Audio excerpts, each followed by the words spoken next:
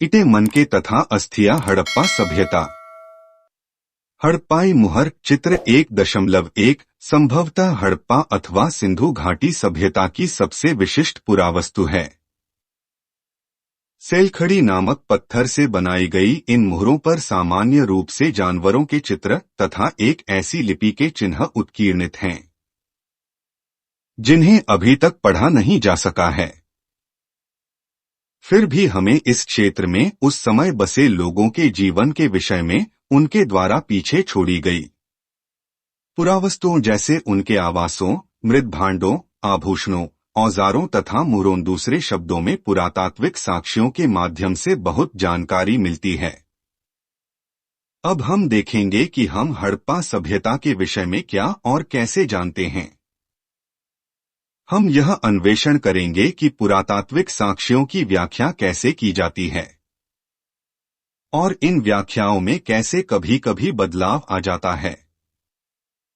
निश्चित रूप से इस सभ्यता के कई पहलू आज भी हमारी जानकारी से परे हैं और हो सकता है हमेशा ही रहें। पारिभाषिक शब्द स्थान तथा काल। सिंधु घाटी सभ्यता को हड़प्पा संस्कृति भी कहा जाता है।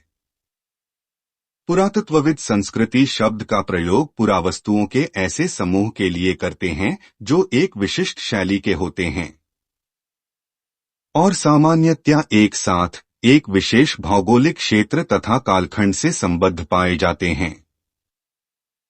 हड़प्पा सभ्यता के संदर्भ में इन विशिष्ट पुरावस्तुओं में मुहरें, मनके, बाट, पत्थर के फलक, चित्र 1.2 और पकी हुई ईंटें सम्मिलित हैं।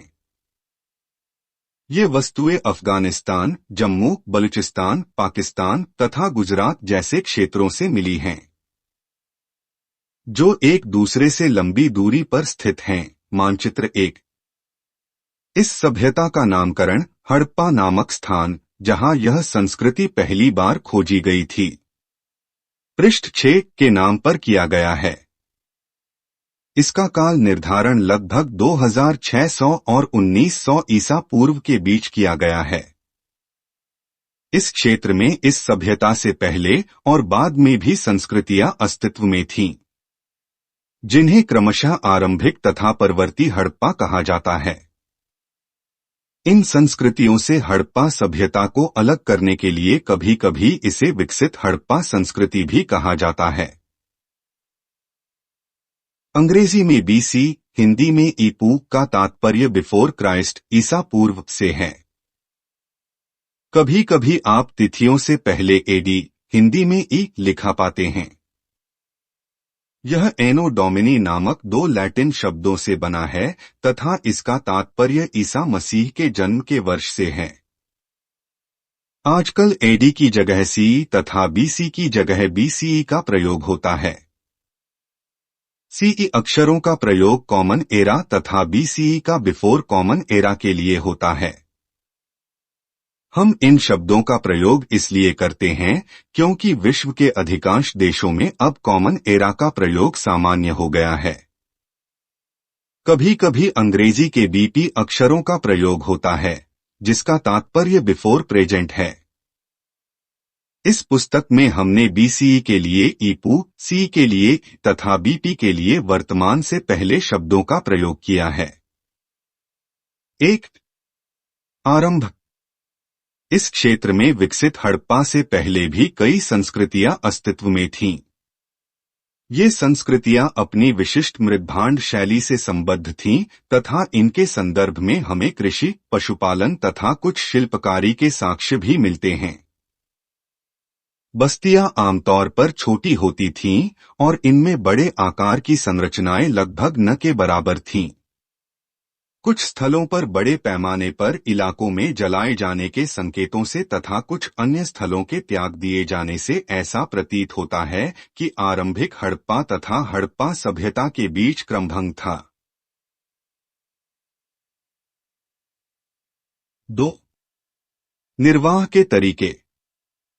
आपने मानचित्रों 1 तथा 2 में देखा होगा कि विकसित हड़प्पा संस्कृति कुछ ऐसे स्थानों पर पनपी जहां पहले आरंभिक हड़प्पा संस्कृतियां अस्तित्व में थीं। इन संस्कृतियों में कई तत्व जिनमें निर्वाह के तरीके शामिल हैं, समान थे। हड़प्पा सभ्यता के निवासी कई प्रकार के पेड़ पौधों से प्राप्त उत्पाद और जानवरों जिनमें मछली भी शामिल है से प्राप्त भोजन करते थे। जले अनाज के दानों तथा बीजों की खोज से पुरातत्वविद आहार संबंधी आदतों के विषय में जानकारी प्राप्त करने में सफल हो पाए हैं।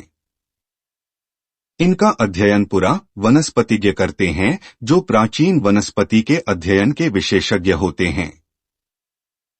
हड़प्पा स्थलों से मिले अनाज के दानों में गेहूं, जौ, दाल, सफेद चना तथा तिल शामिल हैं।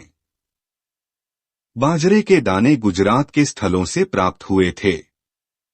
चावल के दाने अपेक्षाकृत कम पाए गए हैं।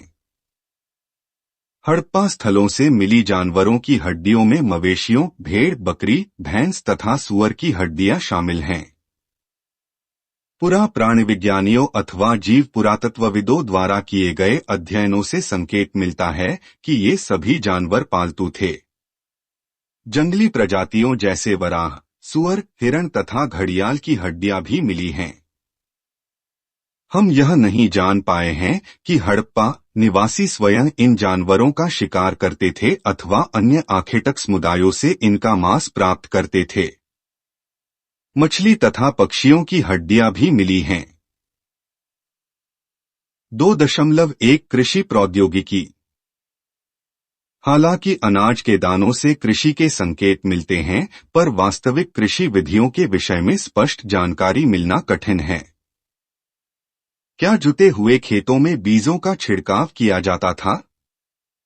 मोहरों पर किए गए रेखांकन तथा मृन्मुखतया यह इंगित करती हैं कि वृषभ के विषय में जानकारी थी, और इस आधार पर पुरातत्वविद यह मानते हैं कि खेत जोतने के लिए बैलों का प्रयोग होता था।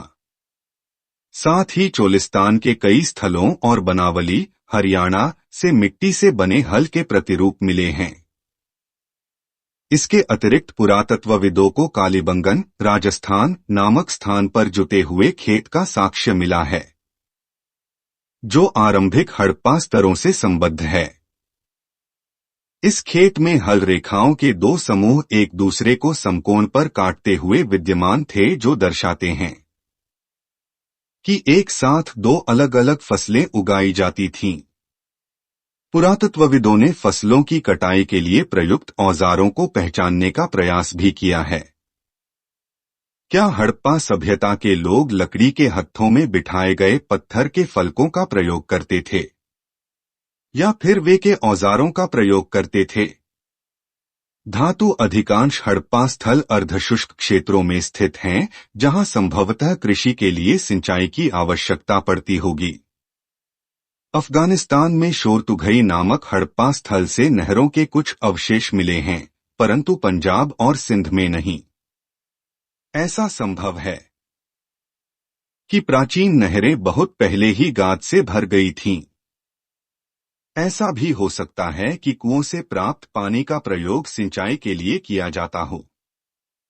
इसके अतिरिक्त धौलावीरा, गुजरात में मिले जलाशयों का प्रयोग संभवतः कृषि के लिए जल संचयन हेतु किया जाता था।